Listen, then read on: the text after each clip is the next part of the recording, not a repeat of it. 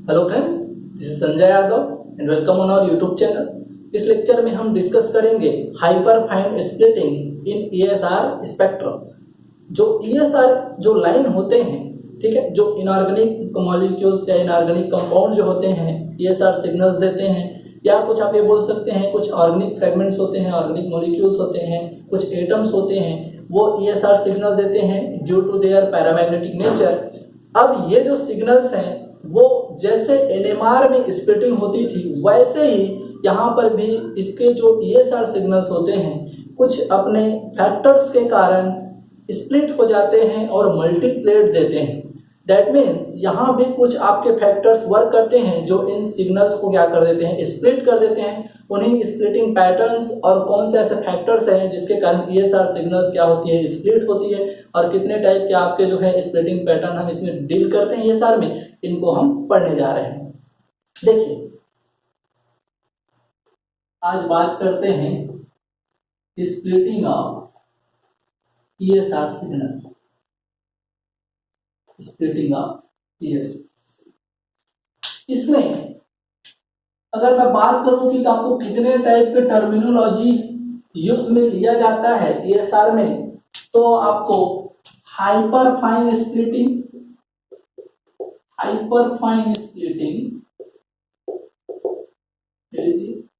एक होता है आपका सुपर फाइन स्प्लिटिंग, और एक होता है आपका जीरो फील्ड स्प्लिटिंग।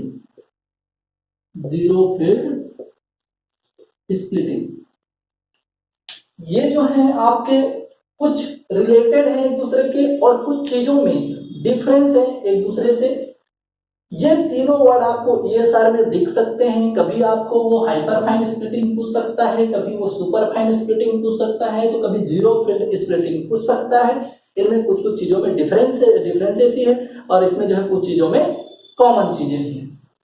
तो यहाँ पर अगर हम बात करें हाइपर फाइन स्प्लिटिंग की, तो इसमें हम जनरली आज डिस्कस करेंगे हाइपर फाइन स्प्लिटिंग के बारे में कि हाइपर फाइन स्प्लिटिंग होता क्यों है और ये कैसे सिग्नल देते हैं, कितने सिग्नल्स देते हैं, क्या क्या चीजें ये फॉलो करती हैं। तो ध्यान दीजिए, अगर मैं बात करूं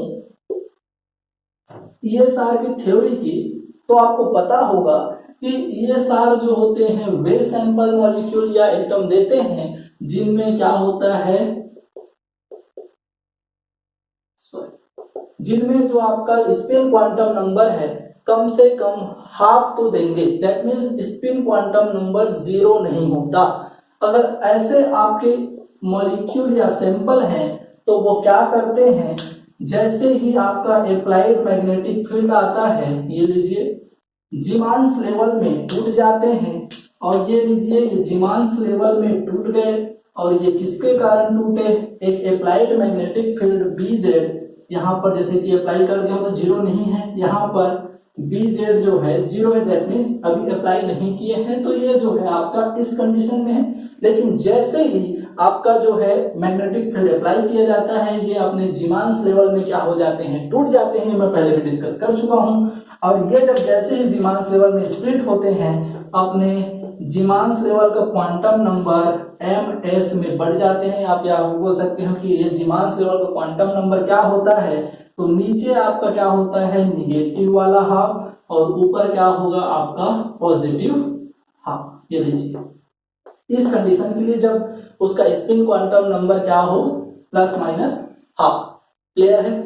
देखिए, तो ये हो गया आपका जीमांस लेवल, और हम इसमें ट्रांजिशंस के लिए कंडीशन पढ़ते हैं कि del E is equal to g beta BZ होता है।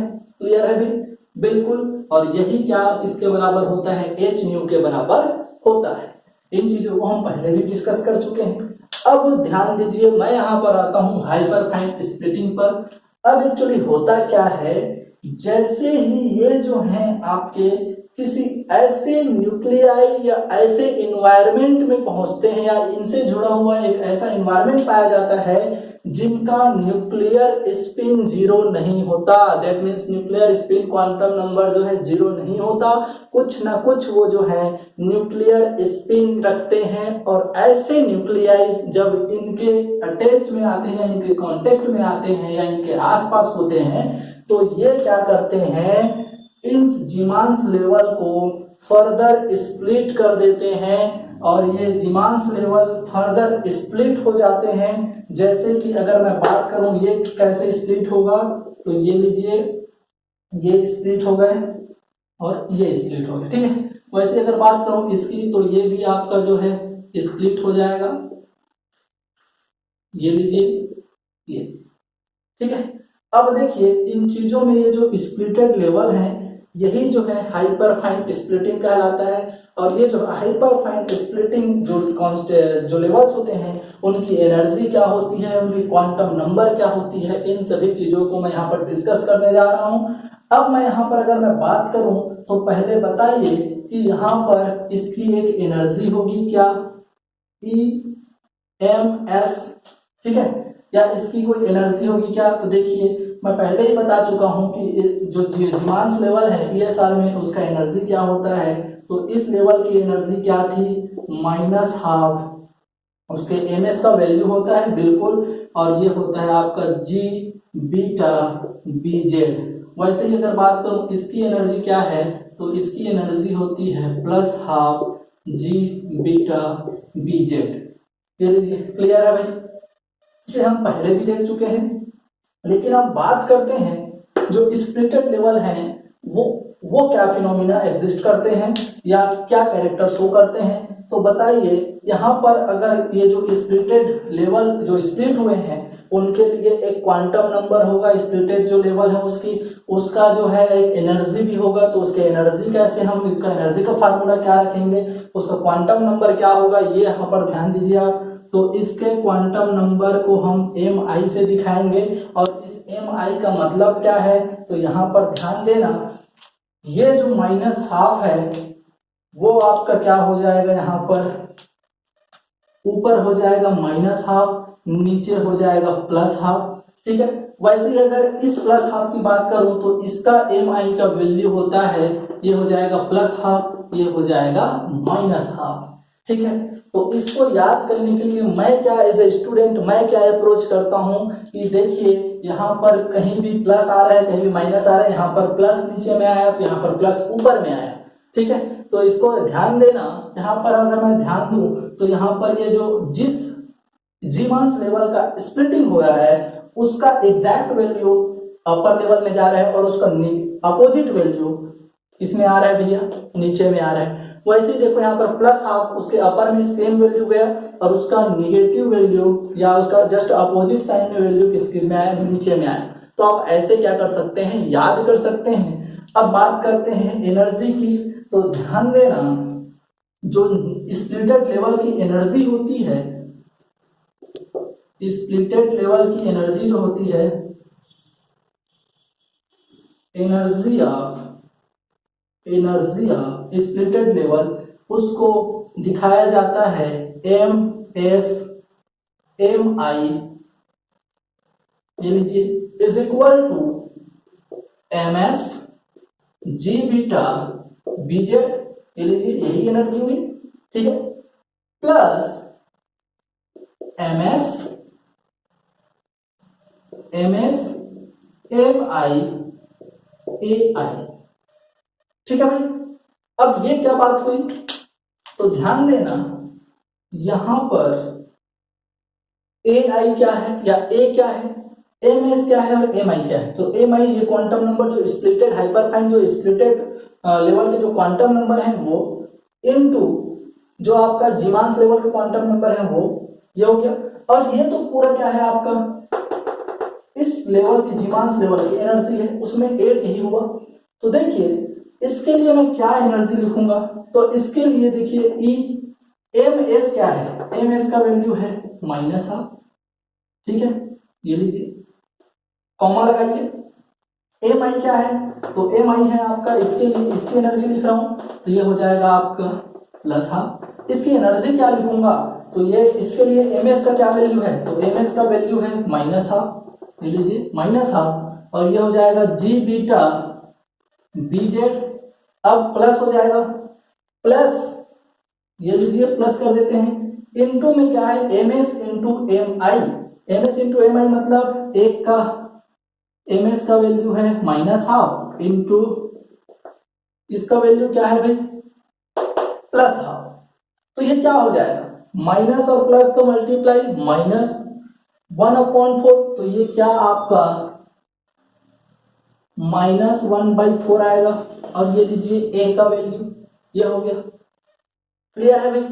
तो अगर मैं बात करूं इसकी एनर्जी क्या होगी, तो ई, और इसके लिए एम एस का वैल्यू क्या है हाफ, लेकिन एम आई का वैल्यू चेंज हो गया, देखिए माइनस हाफ। तो देखो यहाँ पर माइनस हाफ प्लस हाफ, यहाँ माइनस हाफ दोनों माइनस हाफ हो गया, इज इक्वल टू यहाँ पर माइनस हाफ, एम एस का वैल्यू क्या है माइनस हाफ है, फार्मूले के हिसाब से हम चल रहे हैं, जी बीटा बी जेड।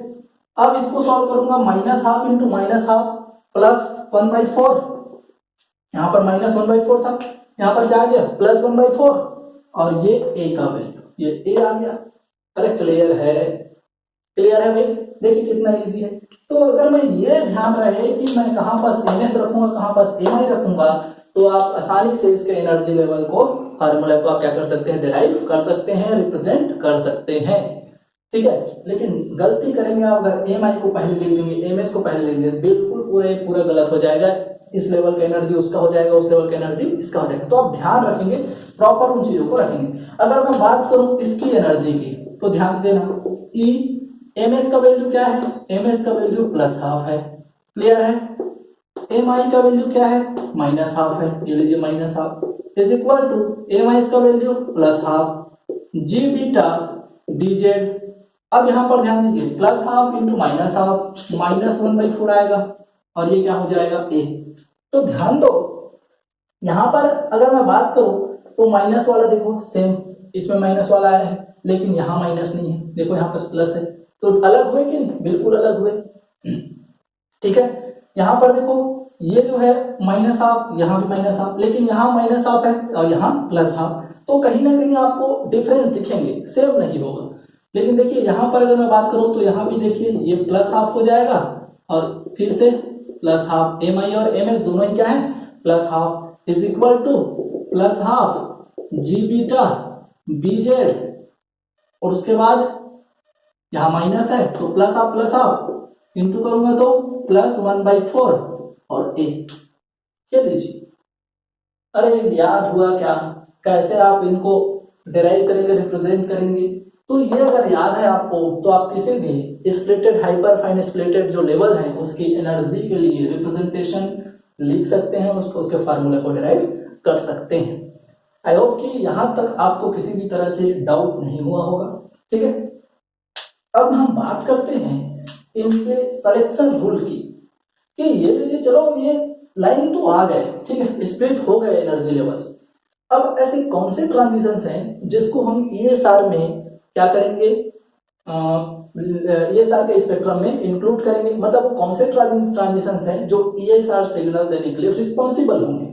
तो इसके लिए बोला जाता है, आप लिखेंगे सिलेक्शन रूल, सिलेक्शन इधर लिखते हैं सिलेक्शन रूल। सिलेक्शन रूल बोलता है, तो यहां पर सिलेक्शन रूल होता है डेल एम एस। पहले तो मैं क्या बताता हूं आपको, एम एस मतलब ये जो जीमांस लेवल है उनके जो क्वांटम नंबर में क्या डिफरेंस होना चाहिए, तो del M S is equal to होता है +-1। क्या होता है +-1। इसको तो हम ESR के जस्ट बिना जो विदाउट स्प्लिटेड एनर्जी लेवल होते हैं उनके लिए पढ़ते हैं, क्लियर है। लेकिन यहाँ पर तो स्प्लिटेड हो गए हैं, तो यहाँ पर आपको एम आई भी मिल गया है। तो एम आई के लिए कौन से क्वांटम नंबर अलाउड होंगे, तो ध्यान दीजिए इसके लिए होता है del M I is equal to 0। और आपको यहाँ पर डाउट हो रहा होगा कि del M I is equal to +-1 हम किसमें पढ़े थे, NMR में।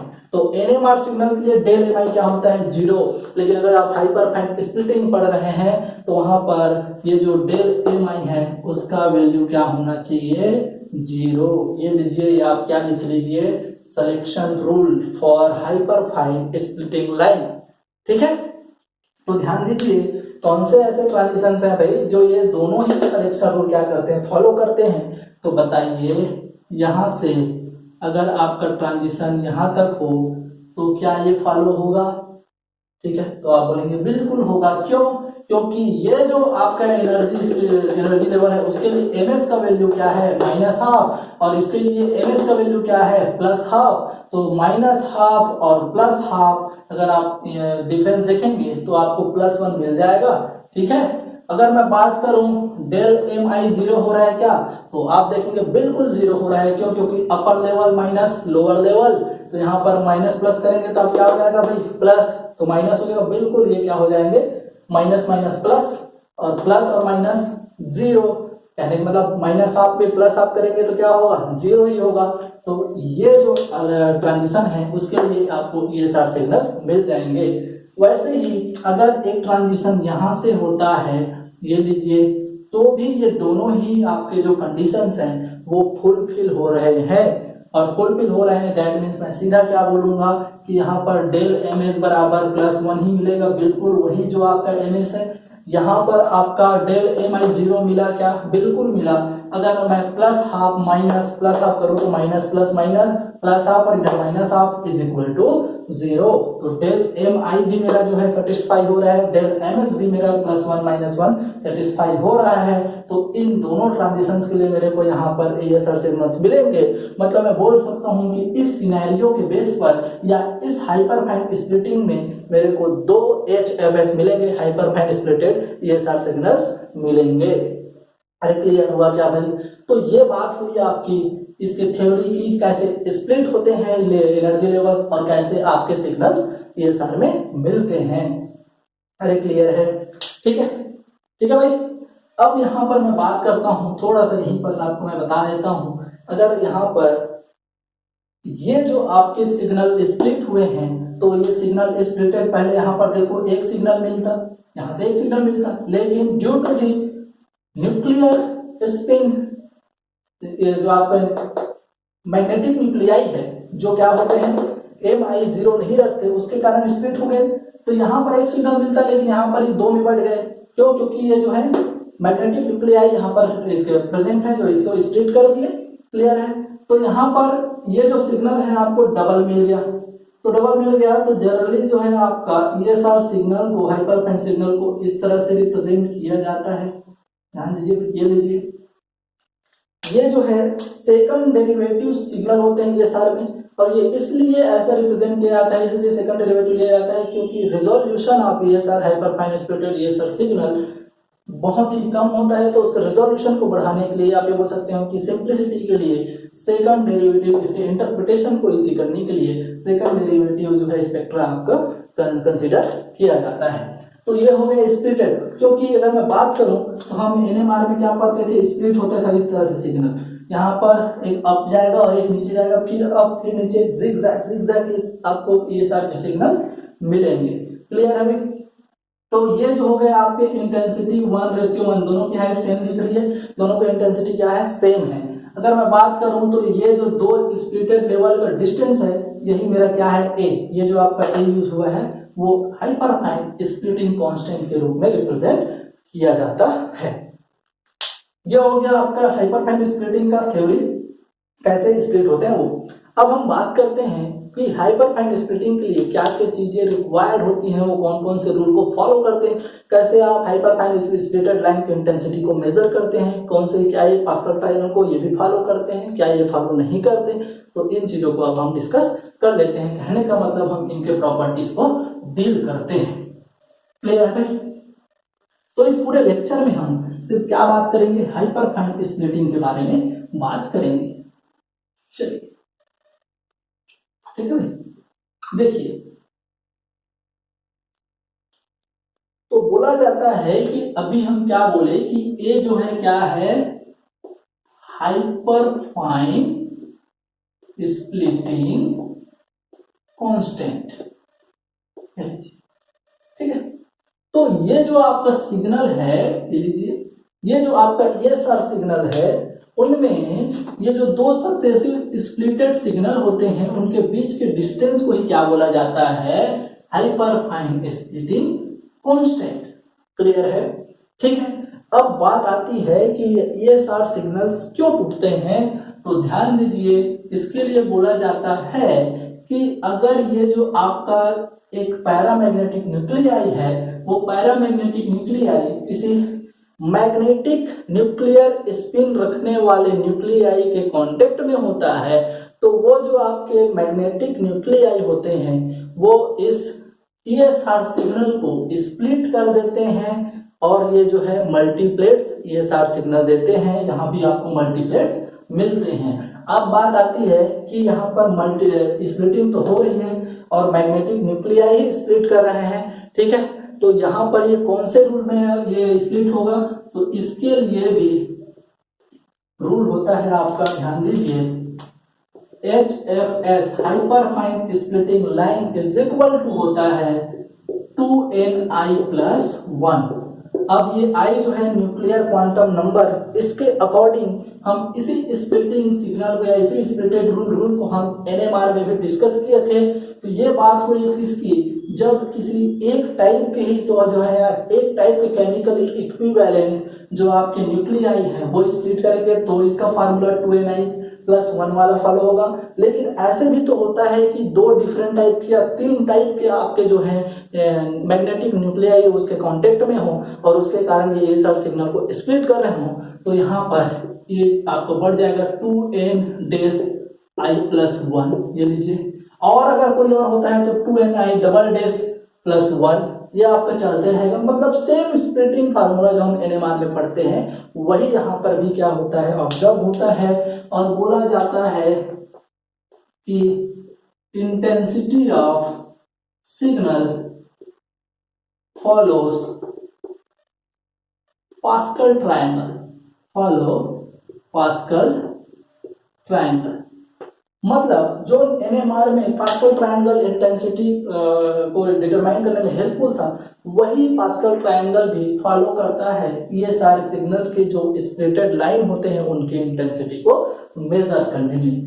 ये लीजिए, ये बात हुई किस रूल से, ये क्या होते हैं, स्प्लिट होते हैं। ये पास्कल ट्रायंगल से क्या करते हैं, इनका क्या बोलते हैं कि ये जो इंटेंसिटी होता है उसको हम मेजर कर सकते हैं। अरे क्लियर है? अब हम बात करते हैं एग्जाम्पल्स की कि कौन कौन से ऐसे एग्जाम्पल्स हैं कि हम जिसमें हमको मल्टीप्लेट्स ESR सिग्नल्स मिलते हैं।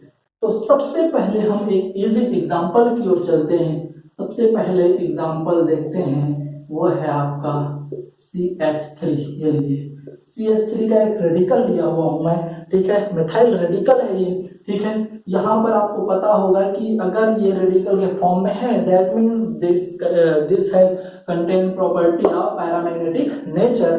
तो मैं यहाँ पर बोल सकता हूँ कि ये जो है ESR सिग्नल देंगे। ये लीजिए, आपका ESR सिग्नल मिल गया। अब बात आती है कि इसके कांटेक्ट में ये हाइड्रोजन भी है और हाइड्रोजन जो है उसका I जो होता है +½ होता है और ये I½ होने के कारण इसको 2Ni+1 वाले फार्मूले से स्प्लिट कर देगा। तो ये किस तरह से स्प्लिट करेगा, तो ध्यान दीजिए, ये हो जाएगा आपका 2Ni+1 HFS is equal to 2Ni+1 is equal to 2N का वैल्यू क्या है भैया, कितने N है, 3 प्रोटॉन है, इक्विवेलेंट है सभी बिल्कुल। I क्या होता है इसका, ½ और ये +1। ये लीजिए, सॉल्व करेंगे तो ये है 4 सिग्नल्स में आपको इस एक सिग्नल को स्प्लिट कर देगा और ये चारों सिग्नल्स की जो है इंटेंसिटी आपको बतानी पड़ेगी। तो मैं क्या बोला कि यहाँ पर ये जो है इंटेंसिटी इसकी क्या होती है, वो पास्कल ट्रायंगल को फॉलो करती है। और हमको पता है जब n क्या हो, 3 हो और उसका I½ हो, तो मैं NMR में आपको डिस्कस कर चुका हूँ कि पास्कल ट्रायंगल कैसे आइडेंटिफाई यूजफुल होता है इसके इंटेंसिटी में को कैलकुलेट करने में, रिप्रेजेंट करने में। क्लियर है? तो यहाँ पर देखिए, तो ये जो है 4 सिग्नल में आपको तोड़ देगा, स्प्लिट कर देगा इस सिग्नल को। ये लीजिए, ये जो है 4 स्प्लिटेड लाइन में ये तोड़ दिया।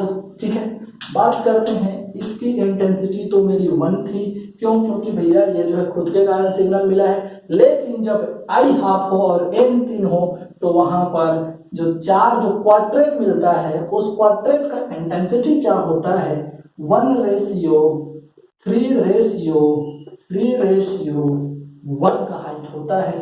और अगर मैं इस CS3 के ESR स्पेक्ट्रम को रिप्रेजेंट करूं तो कैसे रिप्रेजेंट करूंगा? ये हो गया मेरा एक लाइन, उससे 3 गुना होगा मेरा दूसरा लाइन, ये लीजिए, फिर ये भी तो उसके बराबर है 3 गुना, ये लीजिए, और फिर लास्ट वाला भी मेरा 1 गुना है इसके बराबर। तो इसको मैं कैसे लिखूंगा? तो यहाँ पर ध्यान दीजिए, ये आपका 1 रेशियो हो गया, ये 3 रेशियो, ये 3 रेशियो और ये 1 रेशियो हो गया। ऐसे आपको ESR सिग्नल मिलेंगे और इनके बीच का जो डिस्टेंस है वो आपको क्या कहलाने वाला है? तो वो कहलाने वाला है आपका hyper fine coupling constant A का वैल्यू। अरे क्लियर है, जिसे हम यहाँ से भी मेजर कर सकते हैं। ये भी क्या है आपका A का वैल्यू। इनके बीच सक्सेसिव डिस्टेंस सेम होंगे क्योंकि तोड़ने वाले लोग सेम हैं, इसलिए इनके बीच प्रॉपर सेम डिस्टेंस होगा। उनकी इंटेंसिटी बस क्या होगी आपकी वेरी करेगी और वो होगी 1:3:3:1। अरे क्लियर है क्या? इतना समझ आया क्या? इसके बाद मैं आपको एक इम्पोर्टेंट क्या करता हूँ एग्जाम्पल, आप चाहे तो स्क्रीनशॉट ले सकते हैं और अपना नोट साथ साथ बना सकते हैं, बिल्कुल। अब मैं आपको एक इम्पोर्टेंट क्वेश्चन की तरफ ले चलता हूँ जहां पर हम स्प्लिटिंग पैटर्न को और अच्छे से समझ सकते हैं। जैसे कि बात करें, हमारा सेकंड एग्जांपल है वो है आपका MH2। ये लीजिए, ये जो है पैरामैग्नेटिक न्यूक्लियाई की तरह बिहेव कर रहा है। अब बताइए, यहाँ पर NH2 में M का जो I है, ये लीजिए I किसका? M का, वो भी हाफ है, और आपका H का तो आप जानते ही हैं, IH का क्या होता है? ये भी हाफ होता है। तो दोनों ही तोड़ने वाले हैं, तो जब दोनों ही तोड़ने वाले हैं तो यहाँ पर इनका सिग्नल्स कैसे मिलेगा? आप ये ध्यान दीजिए। तो बताइए, यहाँ पर अगर मैं HFS की बात करूं तो HFS is equal to 2ni+1 into 2n prime plus 1 is equal to क्या होगा भैया? तो ये होगा आपका 2 इंटू कितना है भाई m का वैल्यू? ये है 1 इंटू हाफ प्लस 1, और ये हो जाएगा ये 2 है, बिल्कुल देखिए 2 है भाई हाइड्रोजन, तो और ये I, और I का वैल्यू हाफ है, और ये प्लस 1। क्लियर है? ठीक है, तो यहाँ पर ध्यान दीजिए, इसको सॉल्व करेंगे तो क्या हो जाएगा? ये 2, ठीक है, इनटू ये हो जाएगा आपका 2 + 1 = 3 = 6।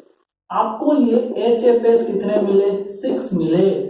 लेकिन ये जो है 6 लाइन तो मिलेंगे, लेकिन इनका पैटर्न्स क्या होगा? क्या कितने डबलेट में मिलेंगे या ये डबल ट्रिपलेट में मिलेंगे? इसको डिफाइन करता है कौन? तो मैं बोल रहा था कि कपलिंग कांस्टेंट जिसका ज्यादा होगा उसके अकॉर्डिंग वो पहले उसको तोड़ेगा, और जो पहले तोड़ेगा उसके बाद दूसरे वाले का नंबर लगेगा। फिर तो ऐसे में अगर हम उल्टा पुल्टा कर दें तो ये जो है पैटर्न जो है मिलेंगे हमको 6 लाइन ही, लेकिन इनका पैटर्न जो है क्या हो जाएगा? चेंज हो जाएगा।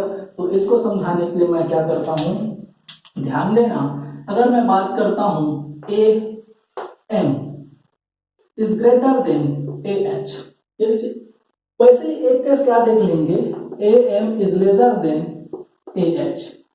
तो बताओ, यहाँ पर एक लाइन तो मिला किसका मेरे को? ESR का भाई, बिल्कुल, वो पैरामैग्नेटिक न्यूक्लियाई है तो वो तो अपना सिग्नल ESR का देगा, बिल्कुल देगा। अब ये क्या करता है, यहाँ पर M का कपलिंग कांस्टेंट हाई है तो वो पहले तोड़ेगा, और देखो वो कैसे तोड़ता है? डबलेट में। ये किसका है भाई? हाइड्रोजन मेटा M का, तो वो डबलेट में तोड़ता है। तो ये लीजिए, ये डबलेट में टूट गया। अरे टूटा क्या? ठीक है, तो आप बोलेंगे बिल्कुल सर।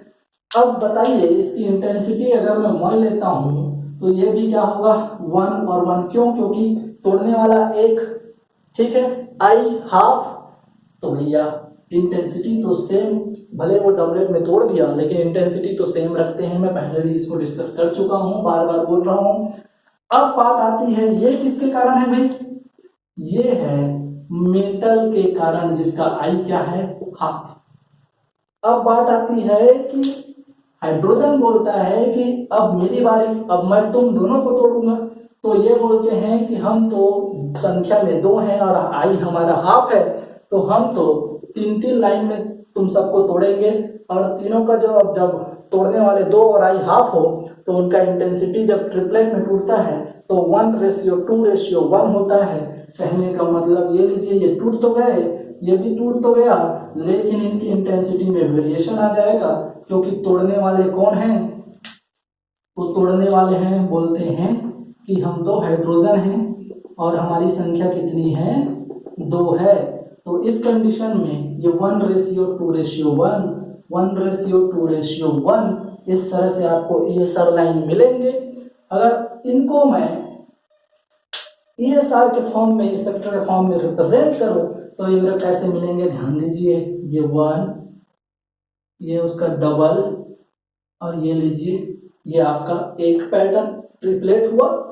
अब थोड़े से दूर में, ये थोड़ा सा दूर मिलेगा भी बिल्कुल, क्योंकि देखिए कपलिंग कांस्टेंट हाई है इसका, तो थोड़े दूर में सेम पैटर्न मिलेंगे, सेम हाइट के, ये इसके बराबर और ये लीजिए। तो बताओ इसकी इंटेंसिटी रेशियो 1:2:1, 1:2:1। अरे हो गया क्या? अब देखिए ये ट्रिपलेट है, ये भी ट्रिपलेट है, तो इसको मैं क्या डबल ट्रिपलेट लिख सकता हूं? ये लीजिए, सॉरी डबल ट्रिपलेट, dt मतलब डबल ट्रिपलेट, और डबल ट्रिपलेट मतलब 6 लाइन, 3-3 के 2 मतलब कितने? 6 लाइन। यहां हम देखे थे क्या 6 लाइन? बिल्कुल, ये लीजिए। अब अगर मैं बात करूं AM should be lesser than AH, then कौन सी चीजें यहां पर आपको ESR स्पेक्ट्रम में चेंज मिलेंगी? तो ध्यान दीजिए, ये यहां भी आपका एक सिग्नल मिला, अरे क्लियर है। अब बोलते हैं कि अब एच का कपलिंग कांस्टेंट हाई है, तो कौन पहले तोड़ेगा? तो बोलते हैं कि अब तो हमारी बारी। हाइड्रोजन बोलता है कि पहले तो हम तोड़ेंगे, और हमारी संख्या कितनी है? 2 है, और आई हाफ है, तो हम तो ट्रिपलेट में तोड़ते हैं 1:2:1 के इंटेंसिटी रेशियो में। तो ये बोलते हैं कि ये लीजिए, ये हम इस तरह से आपको तोड़ दिए, और ये किसके कारण है? ये है आपका हाइड्रोजन, जिसका आई क्या है? हाफ। इंटेंसिटी रेशियो इसकी 1 थी, लेकिन इसकी चेंज हो गई, ये 1 हो गया, ये 2 हो गया, और ये 1। अरे क्लियर है। अब बोलते हैं कि अब बारी हमारी, और कौन बोलता है? मेटल जो है इसका भी आई क्या है? आपका हाफ। तो ये जो है इसकी संख्या जो है 1 है, तो ये पर तो डबलेट में तोड़ेगा, क्यों? क्योंकि ये तो 2 में ही तोड़ सकता है, ठीक है। ये वाला फार्मूला मेटल के कारण था, ये वाला फार्मूला आपका हाइड्रोजन के कारण था। तो यहाँ पर ये जो है ये डबल में टूटे, ये भी डबल में टूटा, और ये भी डबल में टूटा, ये लोग टूट गए भाई बेचारे, ठीक है। अब टूटे तो टूटे, लेकिन कौन सा इंटेंसिटी लेके टूटे? तो ये है आपका खुद भाई, जब एक तोड़ने वाला हो तो सेम इंटेंसिटी लेके तोड़ता है, जो जिसका जो पहले था वही तोड़ेगा। तो ये 1 वाला 1-1 में टूट जाएगा, ये 2 वाला 2-2 में टूट जाएगा, और ये 1 वाला 1-1 में टूट जाएगा। क्लियर है? अभी भी 6 लाइन। लेकिन जब मैं इसको रिप्रेजेंट करूंगा तो कैसे रिप्रेजेंट करूंगा? तो सेम हाइट के 2 छोटू एक पास 1:1, ठीक है। फिर थोड़ा सा दूर आपको जाऊंगा तो यहाँ पर इसके डबल हाइट में मेरे को क्या मिलेगा? ये 2:2 वाला, क्योंकि दोनों की हाइट उससे डबल है, ठीक है। फिर थोड़ा दूर जाऊंगा तो मेरे को छोटू वाला फिर इसी हाइट में 2 और मिलेंगे। तो देखिए यहाँ पर इसका रेशियो क्या है? 1:1:1, 1:1:1, सॉरी यहाँ पर 2:2। अरे आपको क्लियर समझ आ रहा है क्या? कि देखिए इस कंडीशन में पैटर्न चेंज हो गए, मिले 6 लाइन ही, लेकिन यहाँ पर पैटर्न अलग है, तो देखने का देखो फोटो अलग है, यहाँ का फोटो अलग है। तो ये चेंजेस आ जाते हैं जब कपलिंग कांस्टेंट को आप मेजर करने में या उसको समझने में गलती कर देते हैं। क्लियर है भाई? ठीक है, तो इसको ध्यान देना। मैं क्या बोलूंगा? ये मेरा डबलेट, और ये मेरा डबलेट, और ये डबलेट। तो यहाँ पर देखो ये 2 ट्रिपलेट, डबल ट्रिपलेट, लेकिन यहाँ पर 3 डबलेट। तो इसको मैं क्या लिखूंगा? टीडी मतलब टेट्राहेड्रल नहीं, ट्रिपल डबलेट, और ट्रिपल डबलेट मतलब 3 2 मतलब 6। तो यहाँ भी आपका कितने सिग्नल? 6 सिग्नल। अरे तो देखो समझ आया क्या? मिले यहाँ पर दोनों 6 ही, लेकिन यहाँ पर इस कंडीशन में पैटर्न अलग और इस कंडीशन में पैटर्न अलग। अरे समझ आया क्या? अरे समझ आया क्या भाई? ठीक है। अब देखिए यहाँ पर हम इसी में थोड़ा सा चेंजेस करते हैं, और वो क्या है? तो ध्यान देना, अरे ध्यान देना। एक बार ये क्वेश्चन CSIR में आ भी चुका है कि इसका I तो हाफ है, लेकिन MH, ठीक है, MH को सॉरी AM को 15 टेस्ला दिखाया गया है, ठीक है, और एक सॉरी मिली टेस्ला लिखते हैं, और एक AH को 7.5 टेस्ला दिखाया गया है। अरे क्लियर है, ठीक है, तो ध्यान देना, इसको स्क्रीनशॉट ले लो आप। तो अभी भी आपको यही मिलने वाले हैं, अरे मिलेंगे क्या, 6 लाइन ही मिलेंगे, क्लियर है, लेकिन ये थ्योरेटिकल होगा। और आप देखिए एक्सपेरिमेंटल क्या होता है, ये देखिए, थ्योरेटिकल ही 6 होंगे क्या भाई, बिल्कुल, छोटे बड़े अभी हम भी यही पढ़ रहे थे, एक कंडीशन तो पढ़े ही थे जब एम बड़ा था ये वाला, ठीक है, तो वही तो, लेकिन अब क्या है, इस डेटा के साथ क्या कंडीशन हो रहा है भैया, 6 लाइन थ्योरेटिकली, देखिए ध्यान दीजिए, ये 6 लाइन कैसे है, थियोरिटिकली, लेकिन ऑब्जर्व कैसे होगा, ये मेरा एक लाइन, इसका ये सार का इंटेंसिटी मेरा 1, ठीक है। अब बोलता है कि भैया 15 मिली टेस्ला कौन, AM, तो वही पहले तोड़ेगा मेटल, मेटल किसमें तोड़ता है, डबलेट में, ये लो तोड़ दिया रे डबलेट में, ये लीजिए, ये आपका डबलेट में हो गया, टूट गया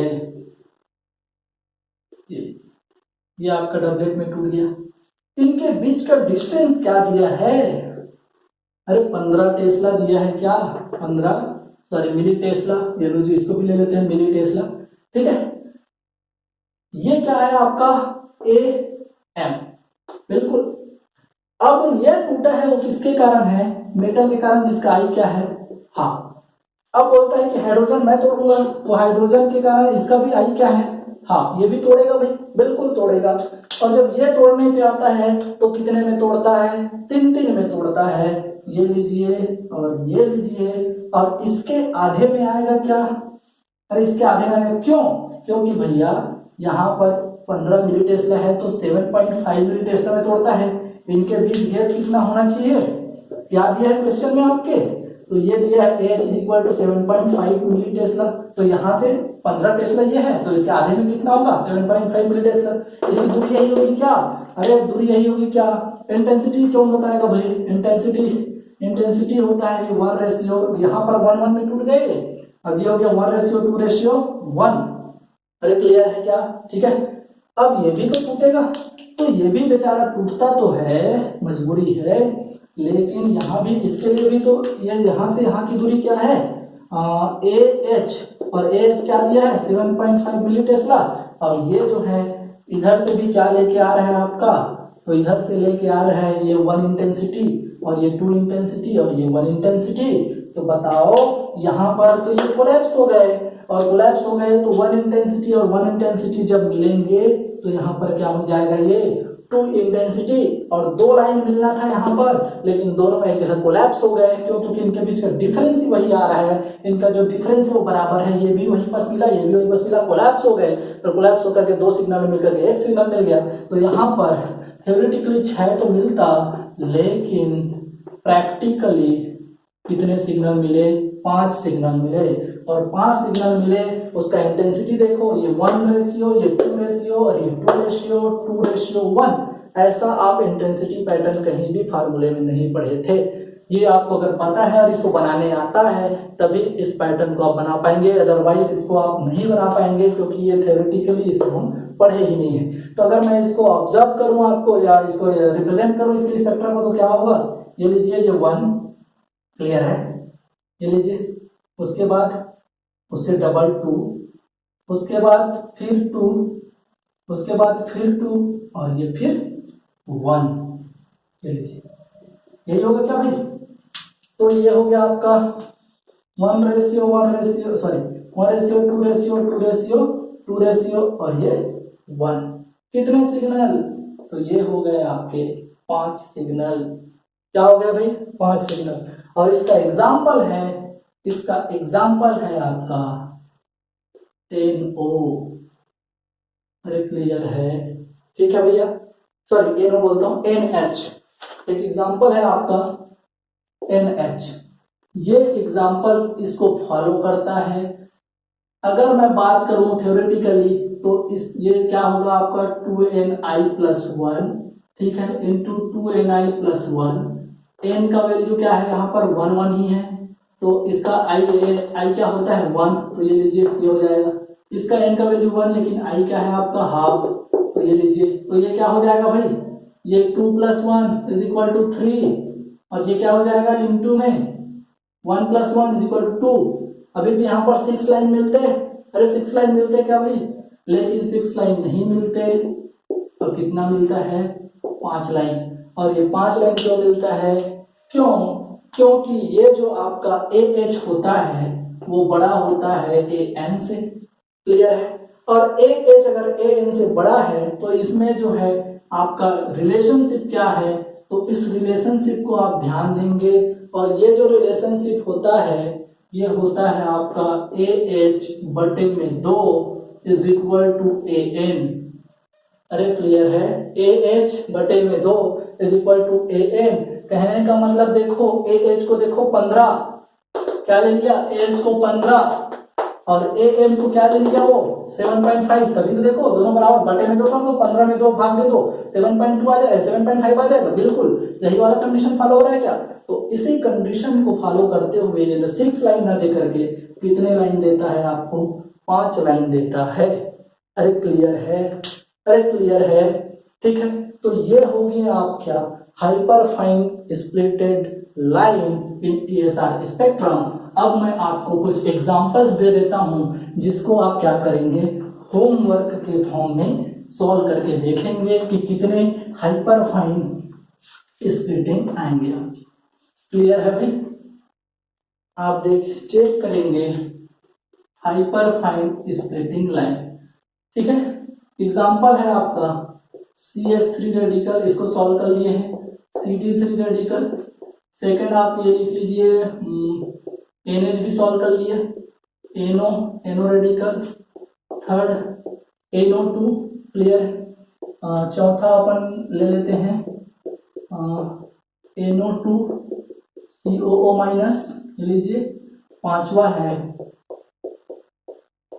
COO- CO, ठीक है, इसको आप देख लेंगे। एक और एग्जांपल लेते हैं PS3, ठीक है, ये लीजिए। वैसे ही अगर आप बात करें तो एक ले लेते हैं PCH3, ठीक है। इस तरह से आप बहुत सारे क्या बना सकते हैं, एग्जांपल बना सकते हैं। आठवां PHF, ठीक है, ये सब एग्जांपल, सॉरी यहाँ पर PH2 करो, PCH3 2, इस तरह से आप बहुत सारे एग्जांपल कर सकते हैं। और अगर एग्जांपल लें तो आपका ये भी हो सकता है, ले लीजिए, ठीक है। और वैसे ही एक और एग्जांपल हो सकता है आपका, ये लीजिए, ये सभी आपके क्या हो जाएंगे, ये सारे सिग्नल देंगे। एक और एग्जांपल अगर होता है तो ये हो जाएगा आपका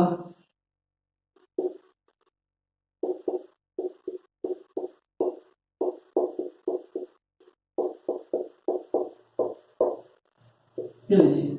ये सभी एग्जांपल्स के आप ये सारे स्पेक्ट्रम हाइपर फाइन स्प्लिटिंग में कितने मिल सकते हैं, इसको आप सॉल्व कीजिए और कमेंट बॉक्स में कमेंट कर सकते हैं कि इनके क्या क्या आंसर आ सकते हैं।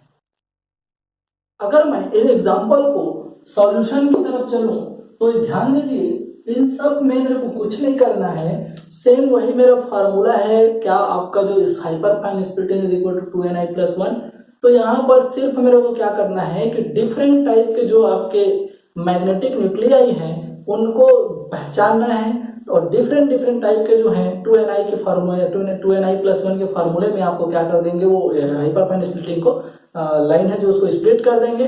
तो आपको सिर्फ क्या करना है, प्लेन लगा के, जैसे मैं पहले आपको बताया था कि कैसे हम इक्विवेलेंट, जो केमिकल इक्विवेलेंट जो एनवायरनमेंट है उसको आइडेंटिफाई करते हैं, सेम उसी तरह से आपको क्या करना है, आइडेंटिफाई करना है कि कौन कौन से प्रोटॉन और कौन कौन से जो मैग्नेटिक न्यूक्लियाई है वो इक्विवेलेंट है, और उसको 2ni+1 वाले फार्मूले में पुट कर देना है। क्लियर है।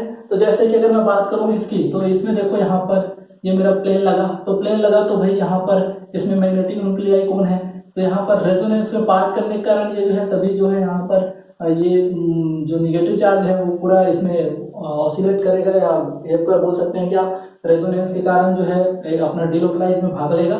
ठीक है, तो अगर मैं यहाँ पर बात करूँ तो ये यहाँ पर एक मेरा प्रोटॉन है वो A, और ये यहाँ पर प्लेन लग रहा है तो ये दोनों सेम हो गए, लेकिन यहाँ पर प्लेन नहीं लग रहा है इसलिए ये दोनों डिफरेंट हो गए।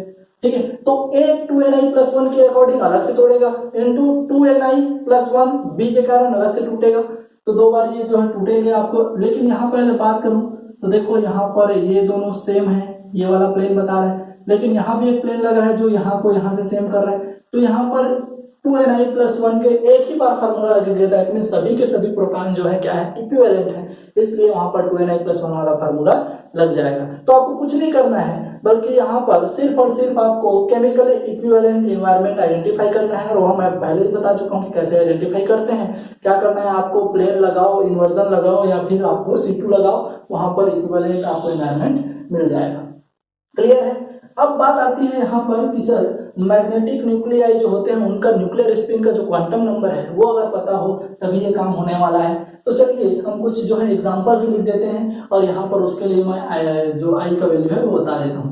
तो यहाँ पर हम कुछ एग्जांपल्स लिखते हैं और यहाँ पर उसका आई का वैल्यू देखते हैं।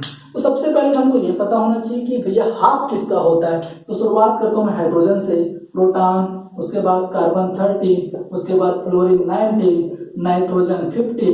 ठीक है, ये सभी क्या है आपके, फास्फोरस 31, और उसके बाद क्या होता है, ये होता है आपका प्लैटिनम, रुथेनियम, रोडियम, ये सभी का आई क्या होता है, हाफ। इन सभी का आई क्या होता है, हाफ। अब बात आती है 1 की, तो आप बताओ कि भैया 1 किसका होता है। तो याद होगा पहले ही बात कर चुके हैं, D2 और N14 इसका क्या होता है आपका, D2 और N14 इसके लिए आई जो होता है वो 1 होता है। ठीक है, अब बात करते हैं आई 3/2 किसका होता है। तो ये भी आपको पता है, पहले ही बता चुके हैं कि बोरान 11, बोरान का 11 आइसोटोप, और आपका कॉपर, क्रोमियम, वैसे ही आपका एक और है आपका इरिडियम, इसका जो आई होता है वो होता है 3/2। देखिए मैं जो सेम है उसको एक साथ लिख रहा हूं ताकि आपको याद करने में क्या हो, आसानी हो। इसके बाद आता है 5/2 किसका होता है। तो 5/2 होता है एल्यूमिनियम। ठीक है, और आपका हो गया मैग्नीज और Re प्रीमियम, इनका आई क्या होता है, ये होता है आपका 5/2। वैसे ही अगर बात करें कि 7/2 किसका होता है, तो इसको भी हम पढ़ चुके हैं कि 7/2 कोबाल्ट और वेनेडियम, इसका आई क्या होता है, 7/2। तो ये लीजिए, मैं आपको आई का वैल्यू भी बता दिया और इक्विवेलेंट एनवायरनमेंट कैसे आइडेंटिफाई करते हैं ये भी बता दिया। इतना सब करने के बाद आप आसानी से इन क्वेश्चंस को सॉल्व कर सकते हैं कि इनके लिए कितने hyper fine splitted ESR signals आपको मिलेंगे विथ इंटेंसिटी। क्लियर है। आई होप कि आपको वीडियो पसंद आया होगा। वीडियो को लाइक कीजिए, ज़्यादा से ज़्यादा शेयर कीजिए। चैनल को अगर अभी तक सब्सक्राइब नहीं किए हैं तो जल्द से जल्द चैनल को सब्सक्राइब कर लीजिए। Thank you for watching.